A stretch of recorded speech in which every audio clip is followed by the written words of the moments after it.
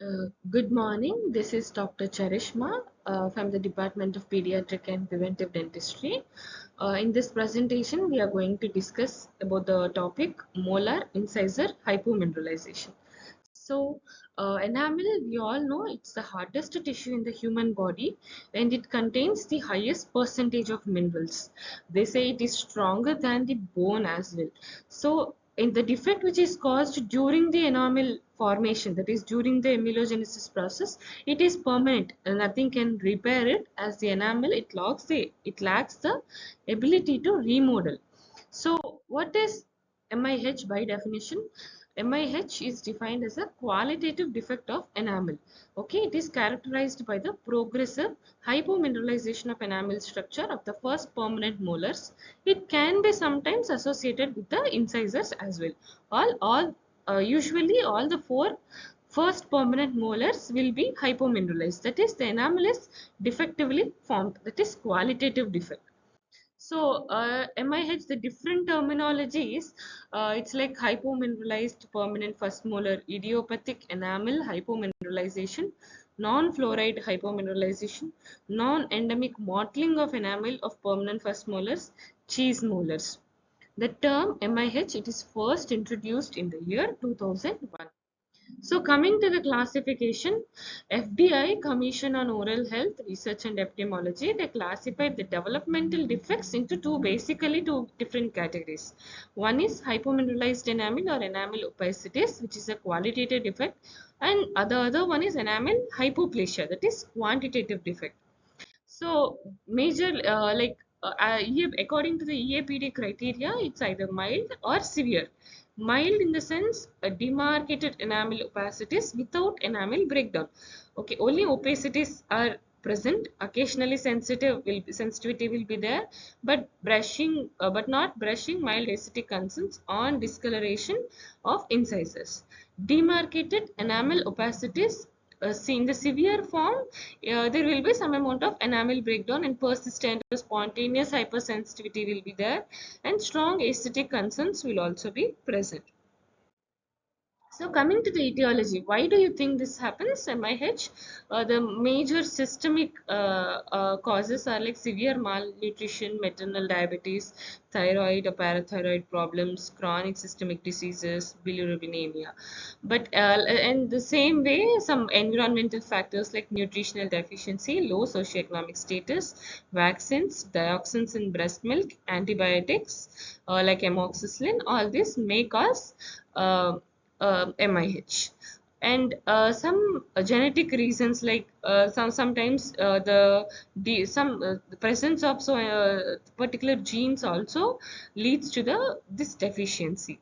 And the medical reasons like febrile illness, respiratory or infectious diseases, preterm babies, prolonged delivery cyanosis, neonatal hypocalcemia, vitamin D deficiency, all this leads to molar incisor hypoplasia or hypomineralization. So, what are the clinical problems we encounter when the patients are having MIH? The first major thing is hypersensitivity. That is, the patient will have very sensitivity towards hot or cold or sore items, and it's very difficult to anesthetize this teeth. So even if you give a block, because the enamel is very hypomineralized, while doing the aerator or while doing the cut down enamel cut down, there's a lot of sensitivity problems and aesthetic issues. Obviously the tooth will not look good like white, and the tooth will break easily. Even the mild brushing or sometimes my eating anything like hard things, the normal hard things as well will result to the breakdown of the tooth. And then restoration problems, it's very difficult to restore the tooth because the restoration will not have a strong base or strong supporting walls from the tooth, because whatever the preparation has been done, the other tooth is also very fragile that it can't support the restoration. So how does it present clinically? How does it look? The enamel is soft, porous, and or resembling discolored chalk enamel. Easily chips off under masticatory forces. The color can vary from white to yellow or brown demarcated opacities as well. The characteristic features are first thing is clear demarcation between the affected and the sound enamel, and asymmetry of the defects which is present in molars and incisors. It's not be there is no particular pattern of this like defects. There is very much asymmetry. The second, permanent molars and bicuspids, these are all these teeth will not be affected. Only the first permanent molars are affected. So microstructural anomalies of sound and hypomineralized enamel, it shows two marked changes. So one is less dense prism structure and the other in wider sheath regions. The average mineral density is about 19% lower than that of the sound enamel, with a reduction of calcium phosphate ratio with a relative increase in the calcium content. So how do you diagnose that this is actually MIH? So according to the EAPD in 2003, first thing is demarcated opacity should be present, okay, on the occlusion and the buccal surfaces, and then enamel disintegration, post-eruptive enamel breakdown should be there, and the tooth should be very sensitive from being a mild response to spontaneous hypersensitivity, and it affects only the permanent first molars and incisors. Examination, examination should be performed on wet teeth after cleaning. So this is how it looks. It's either mild. In the first picture, you can see mild opacities alone, like white opacities, then brown color opacities demarcated, and then the last one is kind of severe with post eruptive enamel breakdown. So how do you score? EAPD has given some scoring criteria as well, like where 0 indicates enamel defect free, while 1 indicates white or creamy demarcated enamel with no breakdown, 1A is white creamy opacities with breakdown, 2 is yellow or brown demarcated opacities without breakdown, and 2A is yellow or brown demarcated opacities with post-eruptive enamel breakdown. 3 is atypical restoration, 4 is missing because of MIH, 5 is partially erupted with evidence of MIH, 6 is unerupted or partially erupted with no evidence of MIH, 7 is diffuse opacities, 8 1 is hypoplasia, 9 is combined lesion like opacities or hypoplasia combinedly, and 10 is demarcated opacities in incisors only. So how do you differentiate, like how do you diagnose this exactly as only MIH, where there are many differential diagnoses? Like first one is dental caries. Okay, the brown opacities can be considered sometimes as dental caries, but previously intact primary dentition, white spot lesions are also uncommon on the incisors. So you have to decide if it is the white spot lesions which are present are dental caries or they are indicating MIH. And then fluorosis. Fluorosis has diffuse enamel opacity which affects more than one tooth. Where it's generalized, like almost all the teeth are affected, whereas in MIH only the first permanent molars are affected. Enamel hypoplasia is like the edge of the enamel is smooth, while in MIH, post-eruptive loss of enamel renders enamel edges to be sharper and more irregular. And then amelogenesis imperfecta, it is more symmetrical than MIH. MIH, it's like diffuse and like asymmetrical pattern will be there, but it's amelogenesis imperfecta is more symmetrical, and it affects both the sets of dentition because it's somewhat genetical. And then hypomineralization defects, they occur due to the local causes like trauma or infection, something like that. So how do you treat this molar incisal hypoplasia? So the treatment can be first discussed with the first molar and then with the incisors. So if the MIH is present in first permanent molars with eruptive breakdown and without eruptive breakdown. So first, if there is some post-eruptive enamel breakdown, so how do you do? If there is breakdown, then it's only the like rehabilitation process should be done. If there is very little amount of enamel breakdown, you can go for the glass ionomer restorations, but the permanent solution or a long-term solution would be like stainless steel crowns, and then comes with your first molars without post-eruptive enamel breakdown. If there is no enamel breakdown, you can do resin infiltration, and then as a preventive for the further thing, topical fluorides should be applied, fissure sealants should be applied, and a demineralizing paste can be given, which is containing CPP, ACP for to maintain the teeth. And then for the incisors, you can give resin infiltration or composite tooth color restorations if there is some amount of the breakdown. But if there is a post-eruptive enamel breakdown, the crowns is the final solution.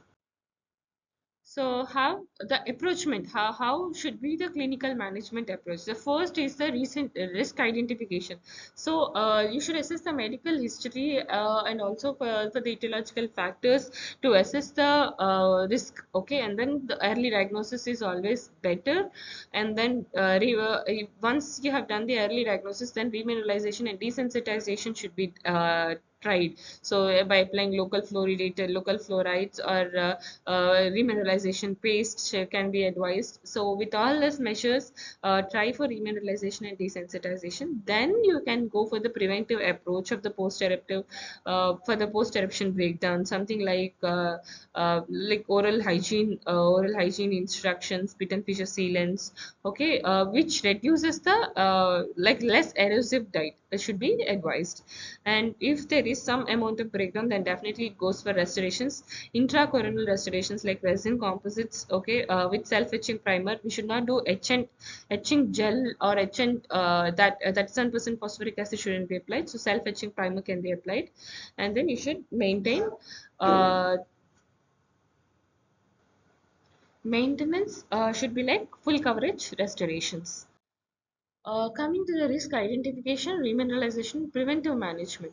So, children which are at risk for MIH should be identified prior to the for permanent first molar eruption, which is based upon like two factors. The first thing is relevant history of the etiological factors in the first 3 years of the child, and then from careful study and a magnification of the unerupted molar crowns or any other available radiographs. The second thing is like diet, oral hygiene instructions, and remineralization agents should be advised. Then, what are the oral hygiene instructions we'll give for the patients with MIH? The first is brushing affected molars with a desensitizing toothpaste or preferably the toothpaste which is containing fluoride and with a soft toothbrush, and also applying a CPP ACP topical cream daily using a cotton bud, and also apply a low concentration of fluoride treatment gel regularly using a cotton bud. And then for partially erupted PFMs where moisture control is suboptimal, glass and enamel sealants can provide caries protection as well as reduce surface permeability, and rebuild with resin-based sealants if the retention is poor. So restoring hypomineralized permanent molars. Microabrasion can be an effective treatment in shallow defects, but the defects usually extend to the full enamel thickness. So a conservative approach in managing yellow-brown hypomineralized enamel involves first thing is etching with the 37% phosphoric acid or bleaching with 5% sodium hypochlorite, and then re-etching the enamel prior to placing the sealant over the surface to occlude porosities and prevent restaining. So, how this addition to the hypomineralized enamel is affected? Enamel pretreatment with 5% sodium hypochlorite to remove protein encasing the hydroxyapatite has been suggested. So, removal of all hypomineralized enamel prior to the placing restorations has been recommended. Literature on bonding to hypomineralized enamel is very limited actually. So how come full colonal coverage restorations are effective? So when permanent first molars have moderate to severe post-eruptive breakdown, preformed SSCs are the treatment of the choice. So the crowns, they prevent further tooth deterioration, they control tooth sensitivity, they establish correct interproximal contacts and proper occlusion relationships. They're not as technique sensitive or as costly as cast restorations, and they require very little time to prepare and insert. So partial and full coverage indirect adhesive or cast crowns and inlays may be considered for MIH in the late mixed or permanent dentitions. So compared to the SSCs, cast restorations require very minimal tooth reduction, minimize the pulpal trauma, protect the tooth structure, provide high strength for cuspal overlays, control sensitivity, and maintain periodontal health due to their supragingival margins. Extraction, like when this permanent first molars are very severely hypomineralized, restorations may be impossible and extraction can be considered. In such cases, early orthodontic assessment is recommended. The quality of enamel supporting the restoration is frail, so the prognosis of the restorations is very poor. The need for evaluating restoration at regular intervals becomes mandatory. However, failing restorations always necessitate treatment planning for techniques and materials that last longer. So, coming to the conclusion, hypomineralized enamel defects are one of the common clinical problems and should be recognized as a public health problem, which brings painful consequences, poor aesthetics, and a negative impact on the quality of the life.